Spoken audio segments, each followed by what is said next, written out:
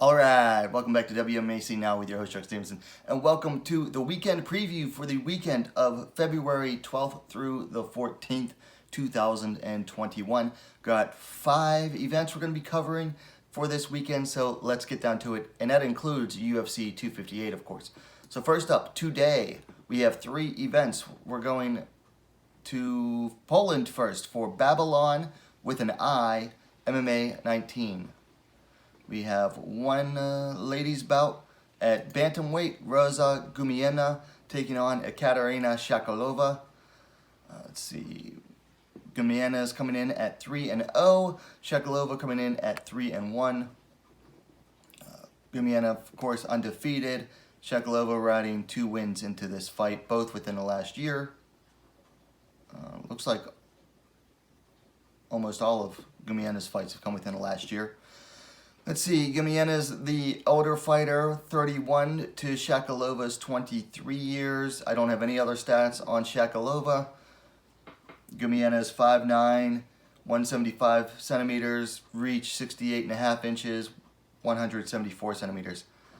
I don't know anything about either of these two, which you're going to hear me repeat for a lot, so I really am not able to make a pick on this one. Yeah, just can't make a pick on this one. So that is Babylon with an I, MMA 19. I think you can find it on their website, babylonpromotion.pl. Moving back over to the U.S., we're starting with Titan FC 67, goes down in Miami tonight. Has one ladies bout at bantamweight. Evelyn Martins taking on Melissa Crowden. Martins coming in at 1-0. Crowden coming in at 2-0, so both ladies undefeated as pros. Looks like Martin's going to be 2 inches taller, 5'10", 178 centimeters to 5'8", 173 centimeters for Martin, so Crowden has some height on her. Those are some tall bantamweights. I've seen Martins fight once.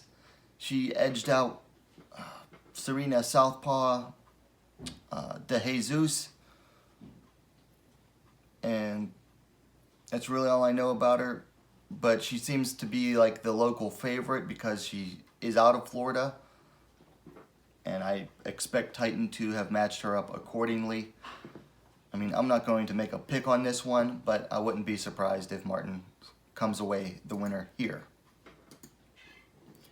Then we move on to LFA 99, Dennis versus Charant. They have 2 ladies fights. First up at flyweight, Garika Trias taking on Kawehi Wallace, and I hope I pronounced that right. Of course, it also could be Jerrica Trias. I don't know. And also apologies for not having a photo of Ms. Wallace. I couldn't find one that really fit in. Both are making their pro debut. Looks like Trias is elder by 3 years, 28 to 25. And that's really all I have on either of these two. Again, I can't make a pick on this one. This is 2 debutantes, very difficult. Then we move down, over to another flyweight bout. Valerie Soto taking on Florhani. Valerie Soto coming in at 3-2. Florhani coming in at 2-1. Let's see. Hani is the elder fighter by 11 years, 34 to 23. They're about the same height. Reach is about the same. So I've seen each of these two fight at least once. I'm going to go with Soto to win this one. Malhija. I think the age is going to play a factor, and I think she's also the favored by the LFA here. So I'm going to go with Soto to win this one. So that is it for LFA, which moves us on to Saturday. First off, we're going to Poland for MMA VIP. Is that the name of this one? Yes, MMA VIP. They have one ladies fight at bantamweight, so there's multiple bantamweight fights this weekend, which is a good thing. Isabella Badurek taking on Melanie Guyes. Badura coming in 8-6. Melanie coming in at 4-8. Both are coming off a win preceded by a loss. In Baduric's case, a win preceded by 2 losses. The poll, Baduric is 1 year elder, 29-28 for Melanie. Roughly the same everywhere else. I've seen these two fight. They're very much regional, European regional, journeyman fighters. And yes, it's journeymen, not journeywomen. It's been a long time since I've seen them fight, though. I mean, did Baduric ever fight in the U.S.? Yeah, Baduric was actually a one-time UFC veteran, fighting Alexandra Albu back in 2015. Wow. It's been a long time since I've seen these two fight, but I'm going to go with Baduric to win. I have more faith in a fighter who is 8-6 than I do in a fighter who is 4-8. So we're going to go with Isabella Baduric to beat Melanie. A lot of unpronounceable name. And finally, we're going to what everyone really came to this preview for. UFC 258, Usman versus Burns goes down Saturday night in Las Vegas. 3 ladies bouts. First up, a flyweight bout between Jillian Robertson, the Savage, taking on Miranda, Fear the Maverick. Robertson coming in 9-5, Maverick coming in 8-2. Robertson coming off a loss to Tyler Santos under 2 months ago. Miranda Maverick coming in off a win over Liana Jojua in her UFC debut about the same time. 3 weeks, or no, a little more than that. 3 months, 2 weeks ago. Didn't realize that was that long ago. Robertson, a little bit older, 25-23. She's going to have the height advantage, 5'5" to 5'3". However, Maverick has a slight reach advantage, 65 inches to 63 inches for Robertson. So here's how I see this fight breaking down. What is Robertson's best game? It's on the ground, if she can get on top of you. If she can't get on top of you, she's stuck. What is Maverick's best game at? Obviously on the ground. She's a wrestler. She likes to get on top of you. Who has the better takedowns? I would say Maverick easily has the better takedowns. And who's the more athletic and is better able to get the fight to the ground where they want it to go? Maverick. Now, if it doesn't get to the ground, or before it can get to the ground, who would I say is better on the feet? I'd have to go with Maverick. She has definitely come along a lot faster in her striking than Robertson has. So I'm going to go with Maverick here. Now, one thing that someone on Twitter pointed out that I found very interesting is that Robertson has a very Randa Marcos-esque record in that she's never lost 2 in a row. And that usually when she loses, she then wins 2 in a row. Now, she lost to Barber, beat Courtney Casey. Oh, that actually is not on. Okay. So, yeah, barring the win. No, that's an exhibition. Yeah. Every time Robertson has lost, she's won 2 or 3 of her next MMA bouts. And she's coming off a loss to Taylor Santos. So, if you are a believer in like cosmic energies and stuff like that, you might want to put some money down on Robertson coming off the loss to get a win here. Personally, having watched both of them fight, I feel like Maverick was brought along a lot better as a prospect than Robertson has been. And also, I feel like Robertson is just taking fights for the sake of taking fights too often, especially in the UFC. I'm going to go with Maverick to win this one. And this is coming as a fan of Robertson and someone who has never really been high on Maverick. But I'm taking Maverick to win this one.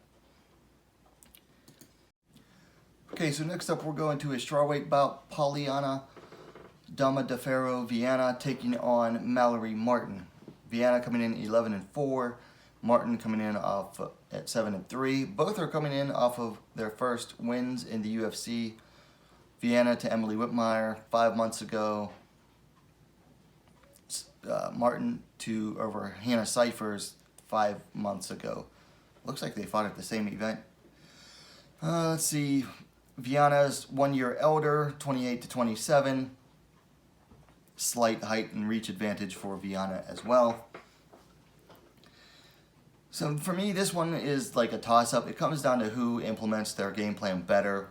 Martin's entire game plan consists of really just applying pressure and being able to pressure someone on the ground as well. Viana is like very basic striker, supposed to have submission skills, but hasn't shown them against anybody with a decent record. They do have a common opponent in Hannah Cyphers, whereas Martin beat her. Viana lost a split decision to her. Martin was getting beat up by Hannah Cyphers too, and then changed the game plan in between rounds. I'm going to go for the coin toss for this one because I don't have faith in either of these two to actually win, to want to make a pick on this one. So heads, Pollyanna Viana. Tails, Mallory Martin. Tails, so we're going with Mallory Martin to win this one. And then finally, we're moving to the flyweight co-main event. Macy Barber taking on Alexa Grasso. The future coming in at 8-1. Grasso coming in at 12-3. Barber coming off her first pro loss to Roxanne Modafferi a year ago. Grasso coming in off a win over Ji-Yeon Kim 5 months ago. Grasso is going to be the elder fighter, 27 years to 22. They are the same height. Grasso has 1 inch of reach on Barber. So I did a full breakdown on this fight in a separate video that I highly recommend you go watch. I will link it in the description and a pinned comment. I'm going with Alexa Grasso to win. I'm not 100% on that because here's the thing. Grasso is way better on the feet than Barber is. Barber does have some ground skills. Mostly it consists of bullying someone to the ground and launching ground and pound from there. Whereas Grasso tends to just want to close guard and work for a stand-up more than she does, anything else on the ground. So Barber could win it to the ground, get it to the ground and win it. Barber could also, land one of her big goon punches and goon strength her way to a win by swarming, landing one big punch that could stun Grasso and then swarming for a win. That would probably be a little early. That's how she tends to win as well. It all depends. I think she switched fight camps for this one, which will be interesting to see. We know Grasso isn't switching camps because her family runs Lobo Gym. I'm going with Grasso. It's not 100%, but I feel like she is just a way better overall striker than Barber is. Barber has a very porous defense and tends to try to avoid punches by moving her head straight back, which doesn't really work. I'm going with Grasso, but again, please go watch my full preview on this to see how I broke it down. Okay, so that is the weekend preview for UFC 258 and the weekend of February 12th through the 14th.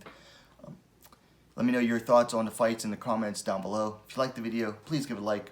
And while you're at it, go ahead and subscribe to WMMA Scene Now, the most complete women's mixed martial arts dedicated platform on YouTube. Thanks for watching. We'll see you next time.